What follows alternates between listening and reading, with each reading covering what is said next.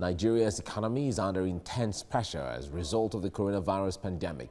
The federal government is warning that the rising cases of COVID-19 may induce more hardships. The country's unemployment figure is also predicted to have risen during the pandemic as the impact of COVID-19 bears down on once thriving sectors of the economy. This means that people whose livelihoods depend on businesses that have been adversely affected are having a hard time meeting their basic needs. For others, lucky to still have jobs, pay cuts, reduced patronage for businesses have also affected their spending capability, translating to less funds to meet obligations. As a result of all these, COVID-19 has pushed more people below the poverty line and made life difficult for many, especially internally displaced persons. Joining me now via Skype is Mukhtar Muhammed, the CEO Finance with Mukhtar. Mukhtar, good morning. It's good to have you join me this morning. Good morning, Mr. Peter. Great. Now, the point there is the federal government is even the one raising the alarm right now, drawing everyone's attention to the likelihood or how bleak going forward is going to be from COVID-19 when it comes to the impact on businesses, impacts on unemployment and individuals and citizens generally. Now, from your standpoint, how bad do you feel the situation is going to be going forward? Well, how bad it's going to be going forward depends on what we are going to do going forward. It's for the first time the government has admitted a figure that we all know even before the pandemic came into force. We know that sometime in January, before we had a full swing of this pandemic, the World Bank has said Nigeria has the highest population of poor people, overtaking India at that time. And the government came in to deny that and saying the World Bank did not get their figure right. But presently, the government is the one telling us do their nice thing due to the pandemic. We've been with this crisis, like your report rightly pointed out, unemployment especially has been on the rise for the past 5 years or thereabout. So what we're going to do, I think the government is trying to do what they can do. You remember the Economic Recovery Growth Plan, then the palliative plan, and then the Economic Sustainable Plan being recently worked up by the Office of the Vice President. I think with all this, if we can get it right, then it will be nice for us. But the unfortunate thing is that we've not been seeing the impact of all these palliative because of the structures are weak. We have a very weak structure in terms of distribution of the palliative, in terms of knowing where this palliative has gone to. So those are part of the things that we can work on if we really want to have a reduce in this rate of poverty going forward. It's not something that is not. It's not something that cannot be stopped. It's not something that cannot be mitigated. Reduced entirely. And the president, like rightly said, is thinking of human capital development, which is the in thing when it comes to economic crisis. How develop your people are prepared, because economic crisis seems to bring in a lot of opportunities, and some of these opportunities are new opportunities, and some of these opportunities are opportunities that people that are prepared with skill can begin to take opportunity and take control of. But unfortunately, I don't think we are very, very prepared. Yeah, but Mukhtar, when you talk about the issue of human capital development, the point there is Nigeria has not really had the experience of government going headlong into human capital development. More of what has been people's efforts there generally, and then agencies across. If that has to be, what will be that deliberate effort that government has to do to ensure that human capital development is enhanced?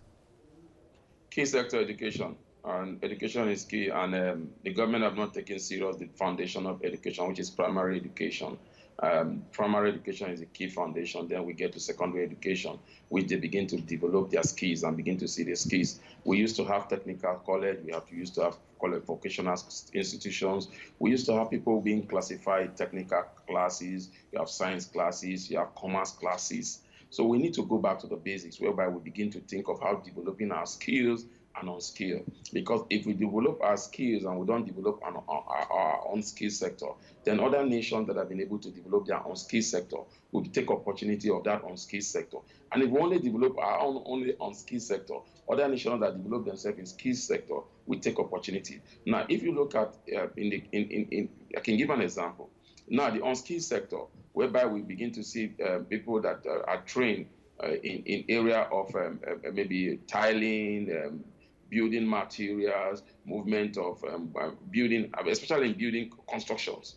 You realize that these days most of those jobs have been taken over by our neighbors from the Benin Republic, from Ghana, because our youth have not been trained in this area. And even when they are trained, they seem to look for the bigger opportunity. They prefer to make a daily living by going to ride a bike. And so those are ways that we can begin to develop ourselves. Which role the government have to play? The government really have to play a role. Where I say the government is saying that, oh, they want to use agriculture, they want to create 774 jobs. I want to ask them, how skillful are we to take control of this opportunity? Because even in the rural area where we have farm settlement, there have been some settlement. If you go to Ogun State, we have farm settlement. Realize that most of the workers are there coming to take the opportunity of this place are from Benin Republics. Nigerians have not been trained to look at Nigerians are looking for white collar jobs. So you need a change of mentality. You need the education to let them know that you can develop your skill. You can actually make a living. At this time, it's good to feel like a speaker. What do you think? All right, now at this time when all the projections are looking very bleak, from the government's perspective, because on the other hand, it's still going to boil down back to government, because if businesses, whether high or low, go down, the government is going to also feel the impact. What should government be doing at this time to ensure that anything could change, or anything, it wouldn't get worse than it's going to be? Well, I think government should think less of themselves now. They should think about the people. If you watch this government, always think about the revenue, like listening to your papers and also listening to the lady you spoke to from the UK, also talking about government giving tax incentives. Those are what government is all about in any part of the world, especially during this pandemic. They think more about the people, because your people is actually the economy. So what government should be thinking about is how to drive the people out of this pandemic, to reduce the rate of poverty, to help people get back on their feet, to help people grow their business, to come up with strategy about the people, not about the government. Because we've seen that government, especially Nigerian government, has not come down with anything during the pandemic. Nothing has come down. Nothing. We're not looking at. We just this morning woke up and realized petroleum price has gone back to 140, 143 and thereabout. We still paying the tax. The SMEs are going to pay those taxes whether they like it or not. So there's nothing that has changed as far as our government is concerned in terms of the pandemic. And when you ask them, they say they need money to bail out the economy, they need money to build the infrastructures. But a government all over the world, what they're thinking about at the moment is their people, because the greatest economic indices that moves you further, that makes you to be respected as a nation, is your people. It's not the GDP. The GDP is there, but you look at the productivity level of your people, the target productivity level of your people, and you cannot achieve this if you don't create job for them. And so once you create job for your people, that's when your people will be able to pay tax. So you think of your people first as the major concern, then via there you can begin to get revenue from them. But unfortunately, we are not looking at that direction. All right. Now, unemployment rate is about 23.1%. NECA is saying that it could hit about 33.5% by the end of 2020. Now, let's see from the perspective of business owners themselves. How helpless are they, and what can they be doing at this time? I was speaking with Ronke from the UK a few minutes ago, and she was talking about the issue of the need for businesses to come together and pull resources together where they can. How would that help if it has to be? Well, it's only when you have the resources that you try to pull together. So when you don't even have the resources, how do you pull it together? The cost of doing business is still high. We still have the power issue. Remember, if not for the intervention of the legislators, both chamber, by yesterday would have got a new hike in terms of electricity tariff. So it's not about pulling resources together. In every economy now, it's not about the private sector pulling resources together. It's about the government pulling resources together to help the private sector. You know, it used to be public-private partnership, but now it's more or less like the government, we are waiting for you. What can you do for us? How can you help us? How can you reduce the burden? So by reducing the burden, then unemployment will not go up. But as it stands now, if you have the report from Faith Foundation or that, they've categorically said that we may have a collapse of SMEs. We have about 80-something% of the SMEs will be out of business before the end of this year. So it's not something about pulling resources together. It's when you have the resources, then you can pull together. And it's also when we are in the same line of business, then we can begin to think of pulling resources together. When we are in different line of business, we attract different type of resources. So in as much as I agree about pulling resources together, the first thing we need to see government direct intervention in the SME.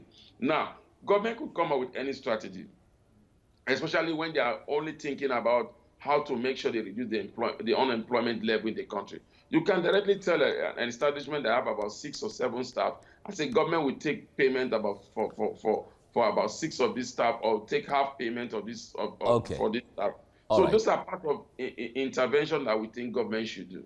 All right. But basically, there has to be interventions for them to survive. Thank you very much, Mukhtar Muhammed, for your time on the program.